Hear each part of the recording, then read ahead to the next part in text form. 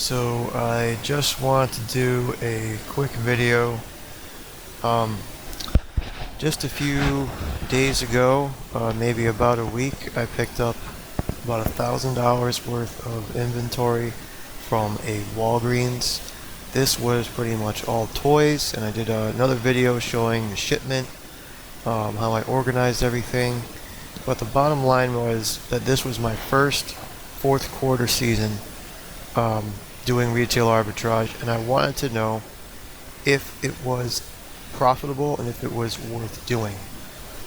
Basically, everyone will tell you that selling during fourth quarter is profitable, but what I could not get a straight answer on is just how profitable it really is, and whether I should go deep, whether I should hold inventory or get rid of it sooner.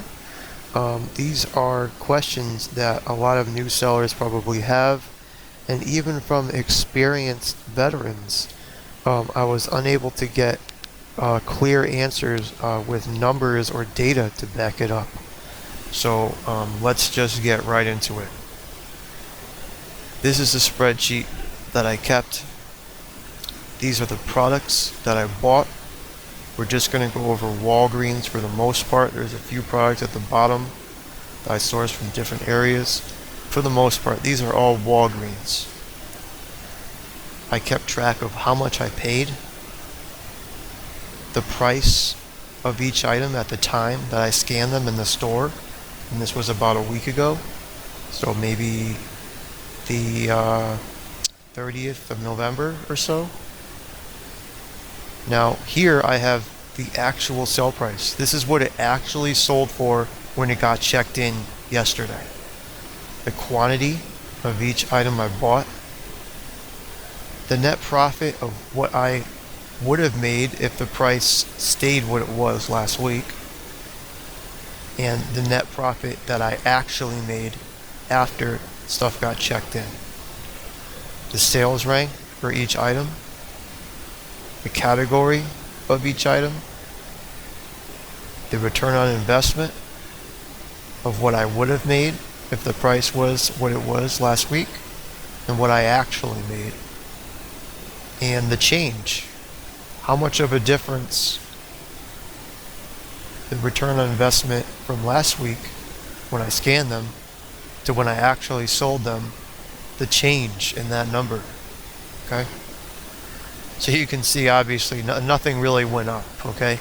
Well, this one went up a little bit, but everything else, you see a common trend here. Profit went down. The good news, I didn't lose money, okay? Not even close, really. I didn't lose money. No, nothing like that. I did make money. There's still some things that are selling. Now, to give you some more information, anything that's highlighted orange are things that are almost sold out. So some of my stuff went to a different warehouse that hasn't been checked in. So pretty much everything that's orange, there's like between 1 and 3 units left that are still yet to be checked in because they went to California. Anything that's green already sold out the same day it was checked in, because this is all just happened pretty much yesterday. So I wanted to give you guys this data now, because I could have waited a couple weeks and maybe had some more concrete data. But frankly, most of the stuff is sold, and I have enough data to give you now where you can use this and go out and actually have some numbers behind you to actually know what's going on. Because that's what I was looking for, and I couldn't find it. So I decided to just do it, and this is what I found. The bottom line is, I'll just go over the basic overall picture. Is it profitable to sell toys? Because this is mostly what I did in quarter 4. Retail arbitrage style. The answer is yes, it is profitable, okay, but it is not as profitable as you might hope or you might want it to be, okay. And the drops in how much you'll make to when you scan the item. Now we're talking about stores like Walgreens, Target, Walmart, stores that are big retail stores that are all around the country that everybody has access to for the most part. So these stores, if you have a sale in your area, I mean, that sale is going to be running pretty much nationwide for the most part. So you have to keep in mind when you find an item, and once again, these are items that I found or maybe a friend of mine let me know about.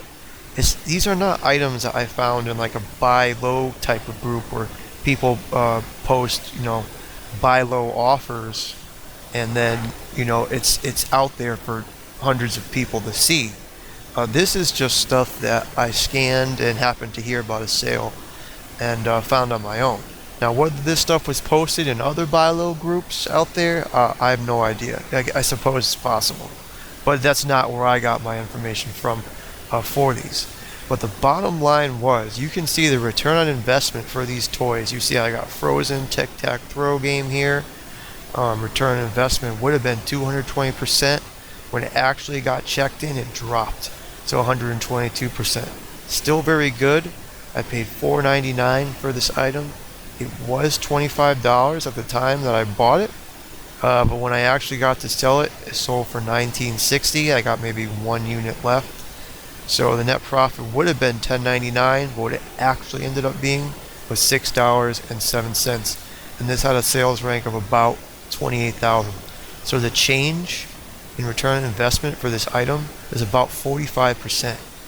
So when I would have gone about over 200%, I ended up 122%. Now, the Disney Mickey music mat, here's just another example. I'll just go through a few of these. Most things I bought for $4.99. It was $21.86 at the time last week. But when I actually sold it yesterday, I ended up getting $14.59, and the net profit would have been $12.39, but I ended up making $3.78. So the change was 248%, what I would have made down to 76%. So it was negative 69% change in the return on investment. Now keep in mind that a lot of these items, I'm in a business where I like to keep things moving. I want things to move. I want them to sell quickly. Now I could hold on to these items, but the truth is, even though I am doing really well with books right now, I simply don't have months and months to wait to get my $1,000 investment back that I spent. I simply don't have that much time. So as long as I'm making some money, I'm okay with it. At the average of everything, the average actual return on investment of everything ended up being right around 61%, and that's excluding things that are white. Anything white has only sold a couple units or hasn't sold at all yet. But you can see most things are sold out or about to be sold out.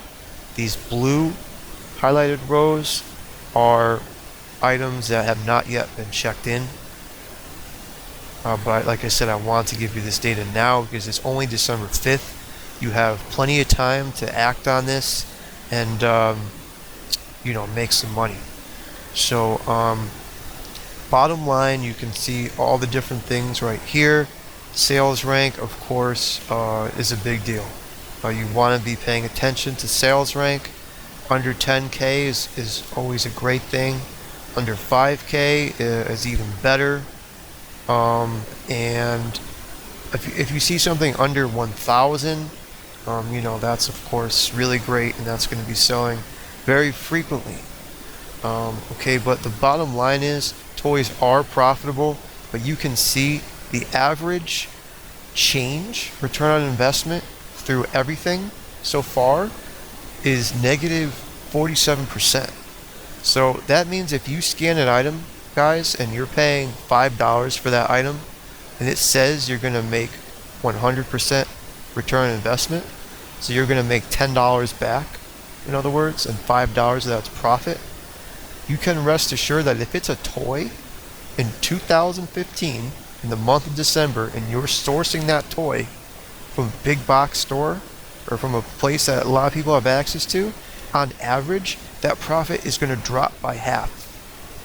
So if you are supposed to make $5 of profit on the item you spent $5 on, what you'll probably make is $2.50. Okay? And you have, and this is, keep in mind, I sent this stuff out pretty much right after I got it. And the stuff that got checked in was at a warehouse somewhat close to me, but it still took a little while to get checked in. So they got shipped out Monday, they got checked in Friday, okay? And now if I check some of these items right now, and I'll just give you an example. Let's say I go and I check. Let's check something that I sold out of, which is those discovery things I should have sold out of. I'm about to. These Discovery Kid spy goggles I sold for $12.97. Return on investment of 63%. So that dropped by about half.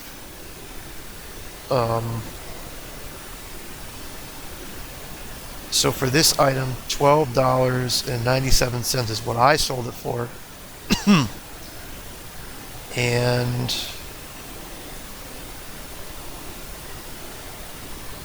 let's just take a look and see what it's at now. Because remember, this was just yesterday. I just want to show you the velocity of the way things are going. Because basically my point is, things just keep dropping. Okay, so I sold it for $12.97. You can see I think I raised the price here. I'm not sure what happened there. I'm going to put my price maybe a cent lower than this. Not going to matter. It's going to change anyway. I sold 7. I have 1 coming in, and a rank of about 10,000. You can see it's already dropped to $12.81. So it was at $12.97. It just keeps dropping, guys. Okay, that was just last night. So the longer it takes for your stuff to get to the warehouse, the more that price is going to drop. So the bottom takeaway from this, guys, is you need to get your stuff in quick, as fast as you possibly can. And this is even a time where it may definitely be worth it to pay to have all your items go to the same warehouse. I'm not sure if when you pay for that service, if all the items stay at that warehouse or if they end up dividing them anyways. Like, I'm not sure if you send everything to New Jersey, if they all just stay in New Jersey, or if they just take your stuff and divide it between their warehouses and they do that part. So that's, I'm not sure. I don't do that right now because it's kind of expensive to do that. But it's something you might want to look into because you need to get the stuff checked in as fast as possible. But I want to show you something else that's interesting. And that is other categories like home and beauty. Now I don't have as much data on these, but I can tell you that from the data I do have, for instance, this Sonic Twin bedsheet, I bought this at Target for $10.98. At the time it was selling for $34.19. Okay, but what I actually sold it for almost a week later was $33.99. So you can see that in this home category, the return on investment pretty much stayed. You can see that, I'm not sure why this says 4%. That should actually probably be, it went down, right? Because it's $34.19 and $33.99. But regardless, it's almost the same. So spent $10.98, sold it for $33.99. Expected return on investment as far as net profit would have been $13.47. What I actually got, see, these numbers don't sound right. They're a little off, but regardless, you can see it's about the same. So the home category, pretty good. Didn't see a huge drop, and this was clearance at Target. I imagine this was everywhere. So just that's some good information right there to keep in mind. Also, beauty category. The beauty category is gated. You have to get unlocked in this category. But of the 2 beauty items I did source, I got these 2 items from Rite Aid. And you can see I spent $4 on this. Expected list price at the time was $14.97. What I actually sold it for was $14.98. Yeah, see these numbers for some reason I'll have to look into. But the bottom line is The bottom line is that I think what happened with this one is I had it set to like $2 buy cost, and I realized it was actually 4. So this should actually be something like 602. But the bottom line is that beauty as well. The change is very minimal. Okay, of what the return on investment was to what it actually was when you sold it. So again, beauty category, good category to sell in this time of year. L'Oreal Paris Youth Code paid $3.99. It was $17.39 when I scanned it. When I actually sold it a week later, I sold it for $17.19. Okay, so I bought 2 of them. What I would have made a week ago was $8.10. What I actually made was $7.95. So again, only a change of 2%. A good sales rank, and again. So guys, I just want to say, on top of all this, my book business, of course, I do have been doing very well selling used books and media. Return on investment is very high, but there's a lot of competition. But the reason I've been as successful as I have been so far with books is because I'm always doing what someone else is not. I'm always doing what people are either too lazy to do or are simply just not thinking to do. So basically, I'm doing what my competition isn't. Now, if I follow that same concept that's made me successful with books, with retail arbitrage at this time of year, and looking at this data, what I would say is that I should be focusing on just about every category but toys, because it's simply so saturated. And everybody thinks just toys sell, but the data shows otherwise. It definitely shows otherwise. The home category is great. Beauty, you can see, is very well too, if you can get engaged in that. And I'm not engaging grocery yet, but I'm sure that is also a good category. But the bottom line is, you can make money in toys, but the data is showing that at this time of year, if you are supposed to make 100% return on investment, which you'll actually make by the time that stuff gets checked in, will probably be around 50%. So whatever your margins normally are, guys, you have to raise the bar at this time of year. That's what this data is telling us. If you want to buy toys and you want to make money selling toys, you have to raise the bar. If you normally want to make 100% and you will not go below 100% ROI, you have to only be buying products that have a 200% ROI at the time that you scan them. And the data shows us this right here. This one, 205%. What it would have been, and what it actually ended up being, was 91% when it got checked in. This one right here, this was even more drastic of a drop. 229% is what it would have been, and it dropped all the way to 58%. So you can see it's very important that that you keep that pillow, that you keep that margin, because if you source things too low, what will happen is you'll end up breaking even, and you'll break even, or you could even lose money. So the bottom line is, it is still profitable, absolutely. But my suggestion, and what I will be doing for the remainder of the month, is focusing much of my effort and most of my time on items that are not toys, because they simply are less saturated, and they won't get driven down to the bottom as quickly as toys will. Toys are absolutely still great sellers though, and I will still pick them up if there's money to be made. And you probably could buy stuff and sit on it for a few months, and if you have the capital, God bless you. If you can wait 3, 4, 5 months for your stuff to sell to get your money back, then that'd be great. You can certainly buy the stuff now and sell it later down the line. If you don't have thousands of dollars to just sit on, and you need to flip that money, you'll still make money. I would say the risk of losing money is pretty small. So if you're worried about that, I would say I wouldn't worry too much about actually losing money as far as selling toys go during Christmas time.